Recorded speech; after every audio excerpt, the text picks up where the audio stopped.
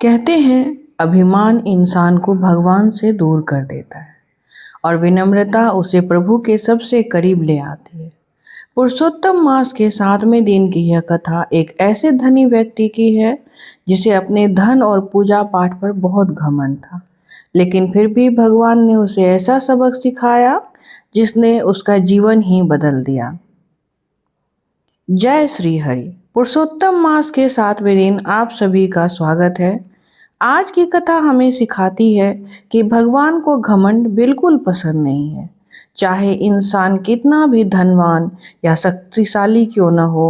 तो आइए सुनते हैं आज की पावन कथा।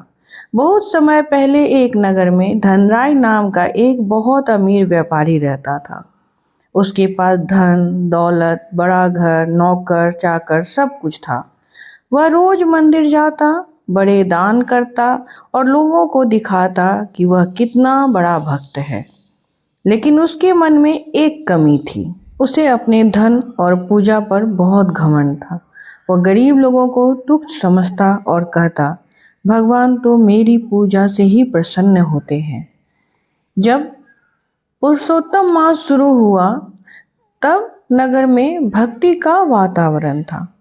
लोग श्रद्धा से भगवान विष्णु का नाम ले रहे थे। उसी नगर में एक बूढ़ी महिला रहती थी। वो बहुत ही गरीब थी। उसके पास धन नहीं था, लेकिन वह रोज मंदिर में एक फूल और थोड़ा जल चढ़ाती थी। उसकी आंखों में सच्ची श्रद्धा थी। एक दिन धनराज ने उस महिला को देखकर हंसते हुए कहा, तुम्हारे एक फूल से भगवान क्या प्रसन्न होंगे? भगवान को बड़े दान चाहिए। यह सुनकर महिला शांत स्वर में बोली, भगवान को वस्तु नहीं भाव चाहिए बेटा।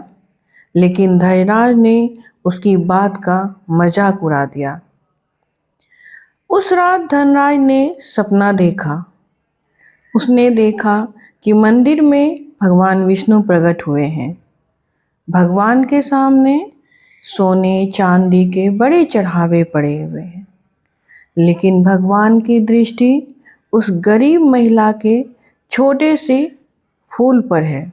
भगवान बोले, जिस पूजा में अहंकार हो वह मुझे स्वीकार नहीं, और जो भक्ति सच्चे मन से हो वही मुझे सबसे प्रिय है। धनराज डर कर उठ बैठा। उसकी आंखों में आंसू थे और मन में पश्चाताप था। उसे पता चल गया था कि दिखावा का जो पूजा होता है वो हमें भगवान तक नहीं पहुंचाता। सच्चे मन से जो प्रार्थना करते हैं वही भगवान हमारी सुनते हैं। अगली सुबह वह सीधे उस बूढ़ी महिला के पास गया और हाथ जोड़कर बोला, मुझे क्षमा कर दीजिए, मैं भक्ति का असली अर्थ ही भूल गया था। उस बूढ़ी अम्मा ने उसके सर पे हाथ फेरा और उसे आशीर्वाद दिया। उस दिन के बाद धनराज का व्यवहार बदल गया। वह दान तो करता था, बिना दिखावे और विनम्रता के साथ। पुरुषोत्तम मास हमें सिखाता है कि भगवान के सामने धन, शक्ति और अहंकार का कोई मूल्य नहीं। सच्चा मन, विनम्रता और श्रद्धा ही सबसे बड़ी पूजा है।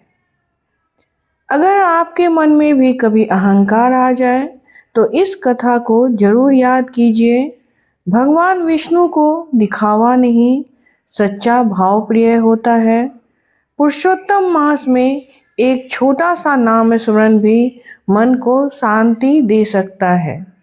तो आप सभी भक्तजन भी इस पुरुषोत्तम मास में भगवान का नाम स्मरण करके सच्चे मन से पूजा और सेवा करके इस महीने का जितना से जितना फायदा उठा सके उतना से उतना नाम जप करके अपना फायदा करें। अगर आपको ये स्टोरी पसंद आई हो तो वीडियो को लाइक करें, चैनल को सब्सक्राइब करें, अपने दोस्तों के साथ शेयर करना ना भूलें।